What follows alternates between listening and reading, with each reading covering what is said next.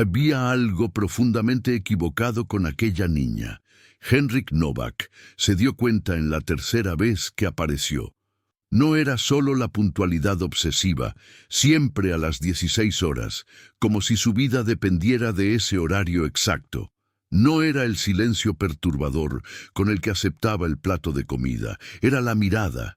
Aquellos ojos castaños cargaban un peso que ninguna niña de 10 años debería conocer, un secreto, un miedo, algo que la hacía temblar incluso después de entrar al vestíbulo climatizado de la mansión. El invierno en Praga es cruel, pero aquella niña parecía estar escapando de algo peor que el frío. Henryk observaba desde la ventana de su oficina en el segundo piso. Veía cuando llegaba, siempre por el mismo camino, siempre mirando hacia atrás, como si estuviera siendo perseguida. Veía cuando comía apenas la mitad del plato, siempre la mitad, nunca más, nunca menos, y guardaba el resto en una bolsa plástica sucia que escondía dentro del abrigo raído. Y entonces desaparecía, rápida, desesperada. ¿A dónde va ella?, Henryk preguntó a la empleada en la cuarta semana. No lo sé, señor. Nunca habla. Solo toma la comida y se va. Y nunca le pareció extraño. La empleada se encogió de hombros. En Praga hay muchos niños de la calle, señor Novak. Ella por lo menos es educada. Pero Henryk sabía que había algo más. Aquella niña no solo estaba luchando contra el hambre, estaba luchando contra el tiempo, contra algo invisible que la perseguía, que la hacía mirar por encima del hombro cada pocos pasos. Esa noche, Henryk no pudo dormir. Su mansión en Malá Strana, con sus lámparas de cristal de Bohemia y pisos de mármol italiano, nunca le había parecido tan vacía, tan fría. A sus 53 años había construido un imperio inmobiliario, transformando edificios históricos en hoteles de lujo. Tenía todo lo que el dinero podía comprar, y absolutamente nada que importara de verdad. Al día siguiente, a las 15:40, Henryk vistió un abrigo oscuro y salió por la puerta trasera. Se posicionó en la esquina, escondido detrás de una columna de un edificio barroco. A las 16 horas en punto, la niña apareció. Henryk decidió descubrir qué estaba escondiendo, pero no tenía idea de que aquella decisión cambiaría su vida para siempre. Seguir a una niña de 10 años por las calles de Praga debería ser simple, pero aquella niña se movía como si hubiera sido entrenada para no ser seguida. Zigzagueaba por callejones estrechos, cortaba por dentro de patios internos, se detenía abruptamente para verificar si alguien venía detrás. Henryk necesitó usar todas sus habilidades de observación para no perderla y para no ser visto. Atravesaron el puente de Carlos mientras el sol de invierno se ponía sobre el río Moldava. La niña no miró ni una sola vez a los artistas callejeros o a los turistas tomando fotos. Tenía una misión, una urgencia. En la ciudad vieja aceleró el paso. Henryk la siguió por la calle Seledná, después por callejones cada vez más deteriorados. Los edificios históricos dieron lugar a construcciones grises de la era comunista. Grafitis cubrían las paredes. El olor de basura acumulada se intensificaba. Estaban en Žižkov ahora, el barrio que Henryk evitaba hasta en sus negocios. Demasiado pobre, demasiado problemático. La niña se detuvo frente a un esqueleto de hormigón, una construcción abandonada que debería haberse convertido en un hotel antes de la crisis de 2008. Henryk conocía aquel lugar. Su propia empresa había iniciado el proyecto y después lo abandonó cuando el dinero se acabó. Ella miró hacia los lados una última vez y entró. Henryk esperó 2 minutos antes de seguirla. El lugar olía a orina, moho y desesperación. Jeringas descartadas en el suelo, botellas rotas en las paredes, avisos en checo, peligro, estructura inestable. Subió las escaleras de hormigón siguiendo el eco de los pasos de la niña. segundo piso, tercer piso. El corazón de Henrik latía fuerte. No sabía si era por el esfuerzo físico o por el miedo de lo que encontraría. En el tercer piso, la niña entró en una sala parcialmente protegida de la nieve por láminas de contrachapado clavadas en las ventanas rotas. Henrik se acercó en silencio y miró por la puerta entreabierta. Lo que vio hizo que su sangre se helara. En la esquina de la sala, sobre una pila de periódicos viejos y mantas rasgadas, estaba un niño. No podía tener más de 6 años. Su rostro estaba pálido como la nieve allá afuera, los labios agrietados, el cuerpo temblando violentamente de fiebre. «Tomás, te desperté», la niña susurró en checo, arrodillándose a su lado. «Traje comida calientita. Necesitas comer para ponerte fuerte». El niño abrió los ojos con dificultad. Estaban vidriosos, perdidos. «Aneshka». Su voz era un hilo. «Hace frío». «Lo sé, mi amor, lo sé». Ella se quitó su propio abrigo y lo puso sobre él, aunque estaba vistiendo apenas una blusa delgada por debajo. «Pero vas a mejorar. Mañana consigo medicamentos. Lo prometo». Comenzó a alimentarlo, soplando cada cucharada de sopa para enfriar. El niño apenas podía tragar. Cada 2 o 3 cucharadas tosía. Una tos profunda, húmeda, que resonaba por la sala vacía. Henrik reconoció aquel sonido. Su propio hermano había muerto de neumonía cuando eran niños, justo después de la Revolución de Terciopelo. Conocía aquella tos. Aquel niño no tenía mucho tiempo. «Por favor, Tomás, una cucharada más», Aneshka imploraba, lágrimas corriendo por su rostro. «Tienes que resistir. No puedo perderte. Eres todo lo que tengo. Tienes que dejarme aquí». El niño susurró. «Volver al refugio. Sola tú. Puedes». «¡Nunca!», Aneshka gritó y entonces bajó la voz, asustada con su propio volumen. «Nunca te dejaré. ¿Recuerdas lo que prometí? Nosotros 2 juntos, siempre». Mamá y papá querían que estuviéramos juntos. Henrik sintió un dolor en el pecho que no tenía nada que ver con salud física. Era vergüenza, vergüenza profunda, visceral. Estaba viendo a una niña de 10 años sacrificando su propia vida para salvar a su hermano, pasando hambre para que él comiera, exponiéndose al frío brutal del invierno checo para que él tuviera una manta más, arriesgándose todos los días en las calles porque la alternativa, volver al refugio estatal, significaba separación. ¿Y Henrik? ¿Qué había sacrificado en la vida? ¿Por quién había arriesgado algo? Por nada, por nadie. Había pasado 3 décadas acumulando dinero, construyendo paredes de mármol y soledad a su alrededor, transformando su mansión en un mausoleo de éxito vacío. En aquel momento, en aquella sala helada y maloliente, Henrik Novak tomó una decisión.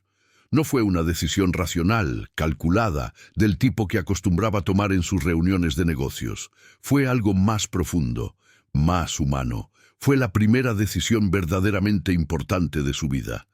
Entró en la sala. «No grites», Henrik dijo en checo, levantando las manos al ver el terror en los ojos de Aneshka. «Solo quiero ayudar». La niña se colocó delante de su hermano como un escudo humano. «¡Váyase! ¡No lo toque!». «Tu hermano se está muriendo», Henrik habló, y entonces algo helado atravesó su pecho. Miró alrededor de la sala, las vigas de hormigón expuestas, el número 3 pintado en la pared. Conocía aquel lugar. Este era su edificio. Su empresa había abandonado esta construcción en 2008. Estos niños se estaban escondiendo en las ruinas de su propio fracaso. «Lo sabes», Henrik continuó, la voz fallando. «Tiene neumonía. Sin tratamiento hospitalario no sobrevive más de 3 días. Voy a conseguir medicamentos. Voy a...» «¿Cómo?». Las palabras salieron más ásperas de lo que pretendía. «Tienes 10 años. Este lugar ni siquiera tiene calefacción. Aneeshka comenzó a llorar. Entonces, ¿qué hago? Volver al refugio donde nos separaron, donde aquel hombre, donde él... Su voz se quebró. Henrik se agachó, quedando a la altura de los ojos de la niña. Escúchame, soy el hombre de la mansión donde buscas comida. Te seguí porque estaba preocupado y... Respiró profundo. Y este edificio era mío. Mi empresa comenzó a construirlo y lo abandonó cuando el dinero se acabó. Yo abandoné este lugar y ustedes dos acabaron aquí. La culpa lo aplastaba por dentro. Déjame llevarlos al hospital. Ahora. Tu hermano necesita ayuda inmediatamente. Aneeshka miró la mano extendida, después a Tomás, que apenas respiraba. ¿Prometes que no nos vas a separar? Lo prometo, Henrik dijo, y por primera vez en décadas realmente quiso cumplir una promesa. Pero las promesas, Henrik descubriría, no eran suficientes. Tomás fue internado en la UCI pediátrica con neumonía bilateral grave. Los médicos dijeron que 48 horas más sin tratamiento y el niño no habría sobrevivido. Aneeshka permaneció al lado de la cama de su hermano día y noche, sosteniendo su pequeña mano. Henrik se encargó de todo. Pagó el hospital, compró ropa nueva, organizó documentos, contrató a los mejores abogados y entonces conoció a Petra Svobodova. La asistente social tenía 40 años, cabello gris recogido en un moño apretado y ojos que ya habían visto mucha miseria para confiar en cuentos de hadas. «Señor Novak», dijo en la primera reunión hojeando el expediente, «usted es un hombre de 53 años, soltero, sin experiencia con niños, queriendo adoptar 2 niños traumatizados. ¿Entiende por qué esto genera preocupaciones?» «Entiendo sus preocupaciones», Henrik respondió calmadamente. «Pero estos niños no tienen a nadie, ¿y yo puedo darles dinero?» Petra lo interrumpió. «Usted puede darles dinero, pero ellos necesitan una familia, señor Novak, estabilidad emocional, una madre y un padre, no un empresario soltero que tal vez esté teniendo una crisis existencial de mediana edad». Las palabras golpearon a Henrik como puñetazos. «Además», Petra continuó, «la niña, Aneeshka, sufrió abuso sexual en el sistema. Necesita seguimiento psicológico especializado. El niño tiene secuelas de la neumonía. Necesitan cuidados que un hombre solo, por más rico que sea, no puede proporcionar adecuadamente. Voy a contratar a los mejores profesionales. No se trata de contratar personas, señor Novak». Petra cerró el expediente. «Se trata de estar presente, todos los días, todas las noches, cuando Aneeshka despierte gritando a las 3 de la mañana porque soñó con el abusador. Cuando Tomás tenga una crisis de ansiedad porque cree que va a volver al hospital, ¿usted va a estar ahí o va a pagar a alguien para que esté?» Henrik quedó en silencio. «Mi recomendación», Petra concluyó, «es que los niños sean colocados en un hogar adoptivo adecuado, una pareja, preferiblemente con experiencia. Usted puede establecer un fondo fiduciario para ellos si quiere ayudar financieramente». Se levantó para salir. Henrik se quedó sentado solo en aquella sala por 20 minutos después de que Petra saliera. Ella tenía razón. No sabía nada sobre ser padre. No sabía hacer trenzas. No sabía la diferencia entre Pokémones. No sabía cómo lidiar con trauma infantil. Tenía una empresa que administrar, reuniones, viajes internacionales. Tal vez fuera mejor dejar que profesionales cuidaran de ellas. Tal vez estaba siendo egoísta, queriendo redimir su propia soledad a través de 2 niños rotos.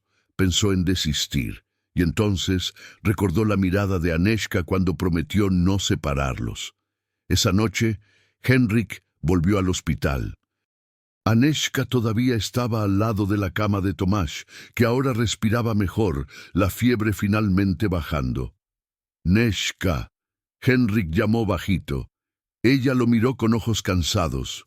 «Vas a desistir de nosotros, ¿verdad?» Henrik sintió como si le hubieran disparado. «¿Por qué crees eso?» «Porque todos desisten. Mis padres murieron. La gente del refugio no se preocupó cuando dije que aquel hombre me estaba lastimando. La policía nunca nos buscó de verdad cuando huimos». Se limpió las lágrimas. «Eres rico, tienes una vida. ¿Por qué ibas a querer dos niños rotos como nosotros?» Henrik se arrodilló a su lado. «¿Quieres saber la verdad? Hoy una asistente social me dijo que no servía para ser padre, que ustedes necesitaban una familia de verdad, no un hombre solitario teniendo crisis de mediana edad. ¿Y sabes qué? Ella probablemente tiene razón». Aneshka bajó la cabeza. «Pero», Henrik continuó, «pasé 30 años siendo cobarde. Construí paredes a mi alrededor, abandoné proyectos cuando se volvieron difíciles, como aquel edificio donde ustedes se escondían. Abandoné relaciones, abandoné la posibilidad de tener una familia porque tenía miedo de fallar». Sostuvo la pequeña mano de Aneshka. «Pero no voy a abandonarlos. No sé hacer trenzas, no sé ser padre, voy a equivocarme mucho, pero voy a aprender. Y voy a estar ahí, todos los días, todas las noches, cuando despiertes gritando. Cuando Tomás tenga miedo, voy a estar ahí». «¿Prometes?», Aneshka susurró.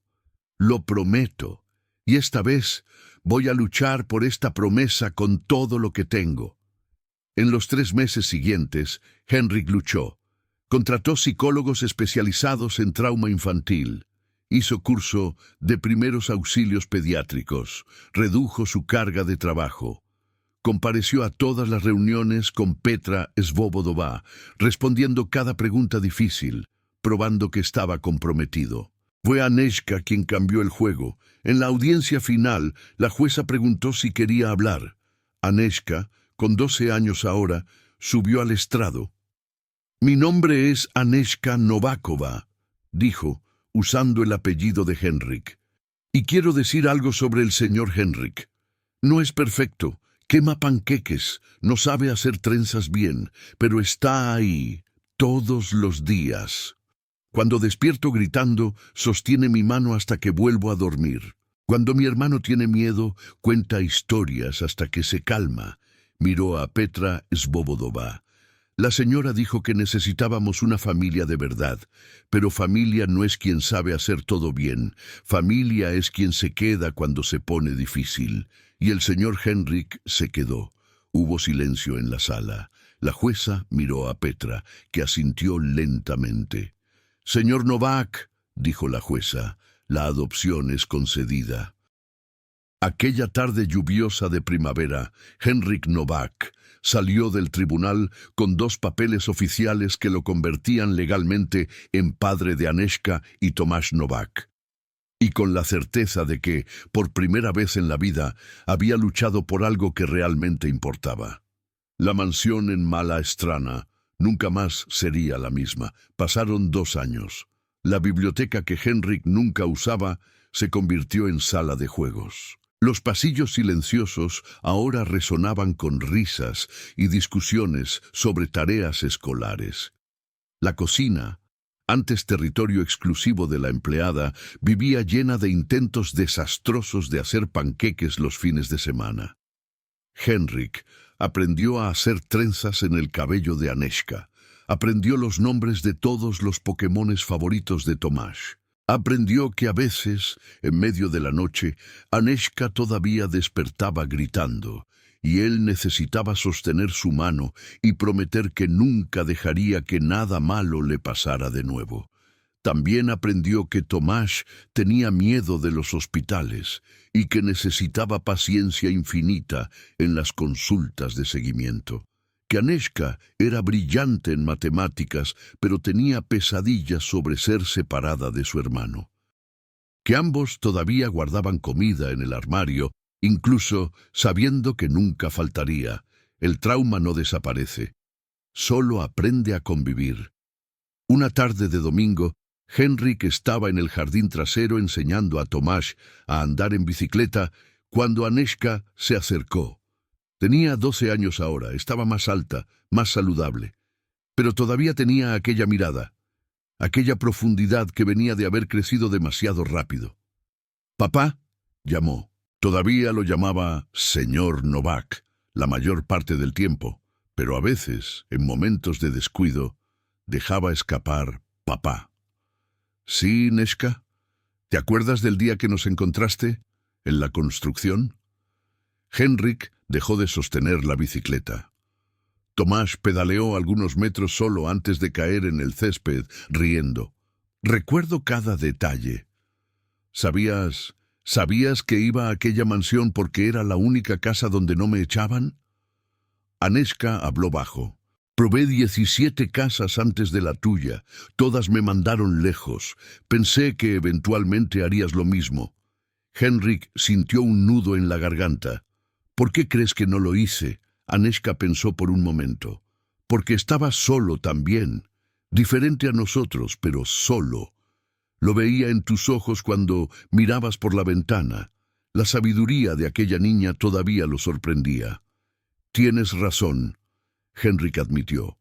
«Tenía una mansión llena de cosas y vacía de vida. Ustedes dos me salvaron tanto como yo los salvé a ustedes». Aneska se sentó en el césped a su lado. «A veces todavía tengo miedo de despertar y descubrir que todo esto fue un sueño, que todavía estoy en aquella construcción, tratando de mantener vivo a Tomás con la mitad de un plato de sopa». Henrik pasó el brazo por sus hombros. «No es un sueño. Y prometo, Neska, mientras esté vivo, nunca más van a tener frío, hambre o miedo. Esta es su casa. Yo soy su familia». «Nosotros también somos tu familia», dijo ella, apoyando la cabeza en su hombro.